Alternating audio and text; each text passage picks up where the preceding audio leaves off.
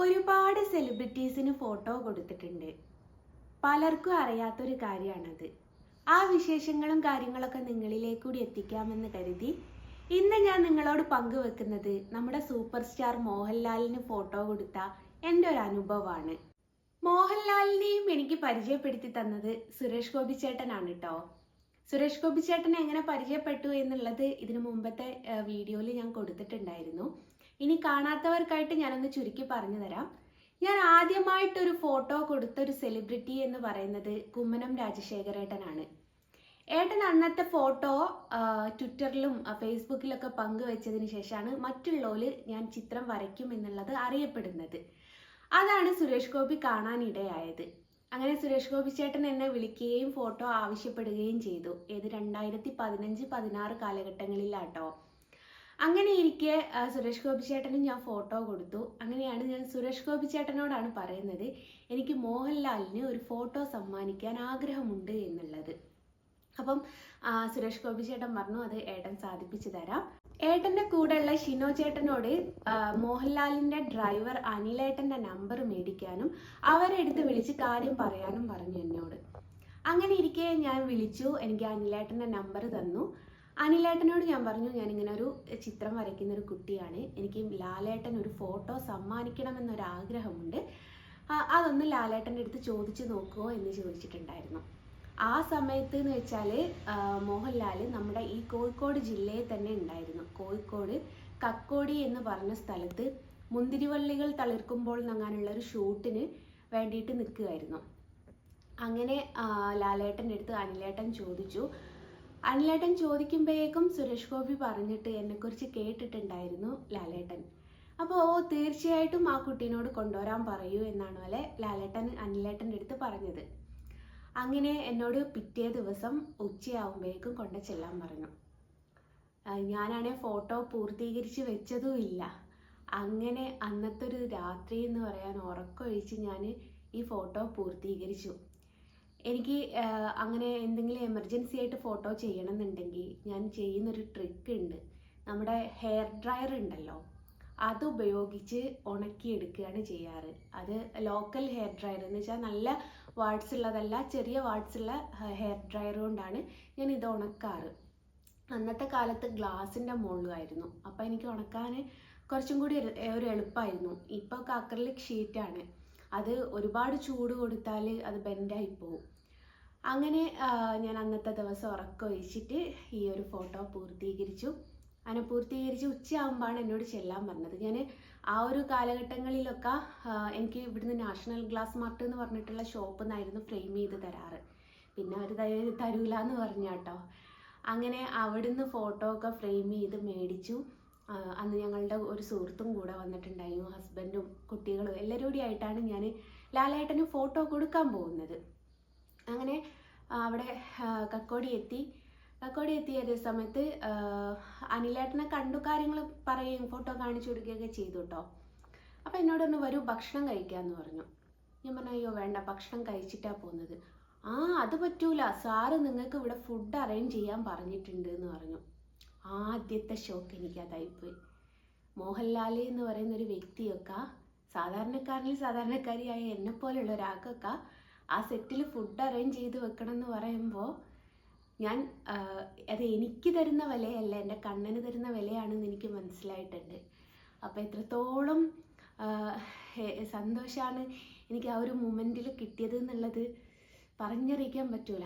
പക്ഷേ ഞാൻ ഫുഡ് കഴിച്ചില്ല കേട്ടോ, കാരണം കഴിച്ച് ജസ്റ്റ് അവിടെ എത്തുന്നതിൻ്റെ മുമ്പാണ് ഞാൻ കഴിച്ചത്. അങ്ങനെ ലാലേട്ടനെ വെയിറ്റ് ചെയ്തുകൊണ്ടിരിക്കുകയാണ്. പെട്ടെന്ന് എൻ്റെ മുമ്പ് കൂടി അങ്ങ് പാസ് ചെയ്തു. അപ്പം ഞാൻ വിചാരിച്ചു, പെട്ടെന്ന് എനിക്ക് മനസ്സിലായില്ല കേട്ടോ, ഇവരെവിടെയോ കണ്ട് പരിചയമുണ്ടല്ലോ, അല്ല ഇതല്ലേ ലാലേട്ടൻ. ഞാൻ ആകെ എനിക്ക് കൈയും കാലും വിറക്കിയാട്ടോ ചെയ്യുന്നത്. ലാലേട്ടനെ ഫസ്റ്റ് ടൈം നേരിട്ട് കാണുകയാണല്ലോ. അങ്ങനെ ഈ മുന്തിരിവള്ളികൾ തളിർക്കുമ്പോൾ എന്ന് പറഞ്ഞ സെറ്റിന് അവിടെ ഒരു വില്ലേജ് പോലെ ഉണ്ടാക്കിയിട്ടുണ്ടായിരുന്നു. ആ വില്ലേജിൻ്റെ ഉള്ളിൽ വെച്ചിട്ടാട്ടോ നമ്മൾ ഈ ഫോട്ടോ കൊടുക്കുന്നത്. ആ ഫോട്ടോ പുറത്ത് വിട്ടപ്പോൾ പലരും എനിക്ക് കമൻറ്റ് ചെയ്ത് ചോദിച്ചിട്ടുണ്ട്, നിങ്ങളുടെ വീട്ടിൽ വന്നതാണോ, നിങ്ങളുടെ വീട്ടിൽ ബാക്ക്ഗ്രൗണ്ട് നോക്കിയാൽ നമ്മുടെ ഒരു വീടിൻ്റെയൊക്കെ ഒരു ലുക്ക് ഉണ്ട്, അപ്പം നിങ്ങളുടെ വീട്ടിൽ വന്നതാണോ എന്നൊക്കെ ചോദിച്ചു പലരും എനിക്ക് മെസ്സേജൊക്കെ അയച്ചിട്ടുണ്ടായിരുന്നു. അങ്ങനെ ഞാനത് ലാലേട്ടന് കൊടുക്കാൻ വേണ്ടി അങ്ങോട്ട് പോയപ്പം അവിടെ ഒരുപാട് ആൾക്കാർ ഇതേപോലെ മൊബൈലുമായിട്ട് ഫോട്ടോ എടുക്കാൻ വന്നു. അപ്പം ലാലേട്ടൻ എല്ലാവരെയും വിലക്കി, ആരും എടുക്കാൻ പാടില്ല, ക്യാമറാമാൻ മാത്രം ഫോട്ടോ എടുത്താൽ മതി എന്ന് പറഞ്ഞു. എന്തുകൊണ്ടാണെന്ന് എനിക്ക് അറിയില്ല. ചിലപ്പോൾ എൻ്റെ സെക്യൂരിറ്റി നോക്കാൻ വേണ്ടി, ആ ഒരു ഞാൻ സേഫായിട്ടിരിക്കാനാണോ എന്നറിയില്ല, അല്ലെങ്കിൽ എന്നെന്നും ഓർമ്മക്കുള്ളൊരു ഫോട്ടോ ആണ് അത്, ആ ഒരു ക്യാമറാമാൻ മാത്രം എടുത്താൽ മതി എന്നുള്ളതാണെന്നറിയില്ല. ഏതായാലും മറ്റൊരാളെ കൊണ്ടും ഫോട്ടോ എടുക്കാൻ സമ്മതിച്ചില്ല, ഞങ്ങളുടെ ഫോണിലും എടുക്കാൻ സമ്മതിച്ചില്ല, ക്യാമറാമാൻ എടുത്ത് കൊടുത്താൽ മാത്രം മതി എന്ന് പറഞ്ഞു ലാലേട്ടൻ. അങ്ങനെ രണ്ടാമത്തെ ഞെട്ടിക്കലായി പോയിട്ടോ. കാരണം ലാലേട്ടൻ അങ്ങനെ പറയേണ്ട ഒരു ആവശ്യവുമില്ല. അവർക്ക് ഫോണിലെടുത്ത് ക്ലാരിറ്റി ഇല്ലെങ്കിലൊക്കെ അവരെ ബാധിക്കുന്ന കേസല്ലല്ലോ. അന്നത്തേക്ക് എൻ്റെ ഒരു ഫോൺ എന്ന് തന്നെ പറഞ്ഞാൽ, അന്നത്തെ എൻ്റെ കോലം കണ്ടാൽ തന്നെ അറിയാം. ക്യാമറയിൽ ഞാൻ അങ്ങനെയുള്ളെങ്കിൽ നേരിട്ടൊക്കെ എങ്ങനെയായിരിക്കും ഞാൻ. പിന്നെ അന്നത്തെ ഫോണെന്ന് പറയാനും ചെറിയൊരു ഫോണാണ്, അതിലൊക്കെ ഫോട്ടോ എടുക്കുക എന്ന് പറഞ്ഞാൽ അത്ര ക്ലാരിറ്റി ഒന്നും എന്തായാലും ഉണ്ടാവില്ല എന്ന് എനിക്കും അറിയാം. ഏതായാലും എൻ്റെ സെക്യൂരിറ്റി വിചാരിച്ചിട്ടാണോ അല്ലെ മറ്റെന്തോ വിചാരിച്ചിട്ടാണോ എന്നറിയില്ല, ലാലേട്ടൻ ക്യാമറയിൽ ഫോട്ടോ എടുപ്പിച്ച് തന്നു കേട്ടോ. അങ്ങനെ ലാലേട്ടന് ഇഷ്ടമായി എന്നൊക്കെ പറഞ്ഞു. എൻ്റെ അടുത്ത് കുറച്ച് സംസാരിക്കുകയൊക്കെ ചെയ്തു. ഭയങ്കര, നമ്മൾ വിചാരിച്ചൊക്കെ ഭയങ്കര ജാടയുള്ള ഒരു വ്യക്തിയാണ് എന്നൊക്കെ, പക്ഷെ ജാടയൊന്നും ഇല്ല കേട്ടോ. അപ്പോൾ ആ ഒരു മനുഷ്യനാണ്. അങ്ങനെ സംസാരിച്ചു, എപ്പോൾ വര തുടങ്ങി ഡീറ്റെയിൽ ഒക്കെ ചോദിച്ചു. അങ്ങനെ ഞാൻ അവിടുന്ന് തിരിച്ചു പോരുന്ന സമയത്ത് അനിലേട്ടൻ എനിക്കൊരു കവർ കൊണ്ട് തന്നിട്ട് പറഞ്ഞു, സാർ ഇത് വണ്ടിക്കൂലിയാണെന്ന് പറഞ്ഞിട്ടുണ്ട്. അപ്പം ഞാൻ ചോദിച്ചു, ഞാൻ ഗിഫ്റ്റായിട്ട് എൻ്റെ നാട്ടിൽ നിന്നൊരു 10-20 കിലോമീറ്റർ അപ്പുറമേ ഉള്ളൂ ഈ കക്കോടി എന്ന് പറഞ്ഞൊരു സ്ഥലം. അപ്പോൾ അവിടത്തേക്ക് പോകുമ്പോൾ ഈ ഒരു പിന്നെ വണ്ടിക്കൂലി എന്ന് പറഞ്ഞിട്ടൊക്കെ തരേണ്ട ഒരു ആവശ്യമൊന്നും ഇല്ലല്ലോ. അപ്പോൾ ഞാൻ ആകെ ഷോക്കായിപ്പോയേ. അപ്പം എന്നോട് പറഞ്ഞു, ഇത് സാറ് വെക്കാൻ പറഞ്ഞിട്ടുണ്ട്, വണ്ടിക്കൂലിയാണെന്ന് കരുതിയാൽ മതി. അത് പിന്നീടാണ് എനിക്ക് മനസ്സിലായത്, ഞാൻ കൊടുത്തത് കണ്ണനെ ആയതുകൊണ്ടുള്ള ആ ഒരു ദക്ഷിണ നമുക്ക് ഒരു വണ്ടിക്കൂലി എന്നുള്ള രൂപത്തിൽ തന്നതാണ് എന്നുള്ളത് എനിക്ക് മനസ്സിലായി. അങ്ങനെ ഞാനത് മേടിച്ചു. പൈസ എന്ന് പറയാൻ ഒരുപാട് പൈസയൊന്നും ഇല്ല കേട്ടോ, എന്നാലും വലിയ പൈസയാണോ ചെറിയ പൈസയാണോ എന്നുള്ളതല്ല, തരാൻ കാണിച്ചൊരു മനസ്സുണ്ടല്ലോ. അന്ന് തന്നത് 2000 രൂപയാണ്, പക്ഷേ എനിക്കത് 20,000-ത്തിനെക്കാട്ടിലും മതിപ്പുണ്ടായിരുന്നു കേട്ടോ. അങ്ങനെ 2000 രൂപ തന്നു. അങ്ങനെ ഞാൻ തിരിച്ച് വീട്ടിലോട്ട് പോന്നു. രാത്രി ആയപ്പോഴേക്കെങ്കിൽ അവർ ഫോട്ടോവും കാര്യങ്ങളൊക്കെ അയച്ചു തന്നു കേട്ടോ. അപ്പോൾ പിന്നീട് ഞാൻ ലാലേട്ടനെ കാണുന്ന ഒരു സാഹചര്യം എന്ന് പറയുന്നത് നമ്മുടെ സുരേഷ് ഗോപി ചേട്ടൻ്റെ മകളുടെ വിവാഹത്തിൻ്റെ അന്ന് ഗുരുവായൂർ വെച്ചിട്ടാണ് പിന്നീട് ഞാൻ ഈ ലാലേട്ടനെ കാണുന്നത്. അങ്ങനെ കണ്ടപ്പം, ലാലേട്ടൻ വരുന്ന കണ്ടപ്പം ഞാൻ വേഗം ലാലേട്ടൻ്റെ അടുത്തേക്ക് പോയി. ഞാൻ ഒരിക്കലും പ്രതീക്ഷിച്ചില്ല കേട്ടോ എന്നെ തിരിച്ചറിയും ലാലേട്ടൻ എന്നുള്ളത്. അപ്പം ഏറ്റവും കൂടുതൽ ഞാൻ എല്ലായിടത്തും പറയുന്നൊരു കാര്യമാണ്, എന്നെ കണ്ടാൽ അറിയാത്തൊരു വ്യക്തി പോലും എൻ്റെ കണ്ണനെ കണ്ടാൽ മനസ്സിലാവുന്ന ഒരു സാഹചര്യം എന്ന് പറഞ്ഞല്ലോ. ആദ്യം എൻ്റെ പേര് പറഞ്ഞപ്പം അദ്ദേഹത്തിന് മനസ്സിലായില്ല. ഞാൻ പറഞ്ഞ അന്ന് കൃഷ്ണൻ്റെ ഫോട്ടോ തന്നില്ലായിരുന്നു എന്ന് പറഞ്ഞപ്പോൾ എന്ന് പറഞ്ഞു, അദ്ദേഹത്തിന് അത് മനസ്സിലായി. അങ്ങനെ അദ്ദേഹത്തിൻ്റെ വൈഫിൻ്റെ അടുത്ത് എന്നെ പരിചയപ്പെടുത്തി കൊടുത്തു. അപ്പോൾ എന്നോട് ഞാൻ ഒരിക്കലും പ്രതീക്ഷിക്കാത്ത, അല്ലെങ്കിൽ ഇത്രയും, ഞാൻ പറഞ്ഞല്ലോ എനിക്കൊരു ദക്ഷിണ പോലെ തന്നെ എന്നെ ഷോക്കാക്കി, അല്ലെ ഫുഡ് അറേഞ്ച് ചെയ്ത് ഷോക്കാക്കി, അതിനേക്കാട്ടിലൊക്കെ വലിയ ഷോക്ക് എനിക്ക് ആ ഗുരുവായൂർ നടയിൽ വെച്ചിട്ട് തന്നു. ഞാൻ ശരിക്കും ഞെട്ടിപ്പോയി. കാരണം 2016-ലാണ് ഞാൻ ലാലേട്ടൻ ആ ഫോട്ടോ കൊടുക്കുന്നത്, പിന്നീട് കാണുന്നത് 2024-ലാണ്. അപ്പം എന്നോട് ഇത്രേ പറഞ്ഞുള്ളൂ, നീ വരച്ച ഫോട്ടോ ഞങ്ങൾ പൂജാമുറിയിലേക്ക് കയറുന്നിടത്ത് വച്ചിട്ടുണ്ട്. പടച്ചോനെ, എനിക്ക് വേറെ എന്താ അംഗീകാരം കിട്ടാനുള്ളത്.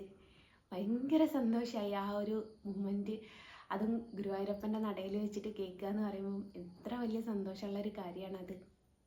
അപ്പോൾ അവിടെ വൈഫിൻ്റെ അടുത്ത് എന്നെ പരിചയപ്പെടുത്തിയതും പറഞ്ഞിട്ടാട്ടോ നമ്മുടെ കയറുന്നിടത്ത് വെച്ച ഫോട്ടോ ഇവള് വരച്ചതാന്നുള്ള രീതിയിലാട്ടോ പറഞ്ഞ് മനസ്സിലാക്കി കൊടുത്തത്. അപ്പോൾ അതുമാത്രമല്ല, മമ്മൂട്ടി എൻ്റെ തൊട്ടടുത്ത് അവരുടെ അടുത്തൊക്കെ പറഞ്ഞു. ഇതേപോലെ മമ്മൂട്ടി എന്നെ പറഞ്ഞപ്പോഴേക്ക് മനസ്സിലായി കേട്ടോ, മമ്മൂട്ടിനെ എനിക്ക് നേരിട്ട് കാണാൻ ഇതിനു മുമ്പേ തന്നെ കാണാനുള്ളൊരു അവസരം കിട്ടിയിട്ടുണ്ട്. അത് ഞാൻ അടുത്ത വീഡിയോയിൽ പറഞ്ഞു തരാം. ഏതായാലും ഇങ്ങനെയാണ് ഞാൻ ലാലേട്ടനെ കണ്ടതും ലാലേട്ടന് ഫോട്ടോ കൊടുത്തതും. ആയിരക്കണക്കിന് ഫോട്ടോ ഒരു പക്ഷേ അദ്ദേഹത്തിൻ്റെ വീട്ടിലുണ്ടാവും. അതിലൊരു ഫോട്ടോ എൻ്റേതാണ് എന്ന് അറിഞ്ഞപ്പോൾ ഉണ്ടാകുന്നൊരു സന്തോഷം ഉണ്ടല്ലോ, അത് വല്ലാത്തൊരു സന്തോഷം തന്നെയാണ് മക്കളെ. അപ്പോൾ ഇതാണ് ലാലേട്ടനെ കണ്ട കഥ. അപ്പം അടുത്ത വീഡിയോയിൽ ഞാൻ മമ്മൂട്ടിനെ എങ്ങനെ കണ്ടു എന്നുള്ള ഡീറ്റെയിൽ പറഞ്ഞു തരാം.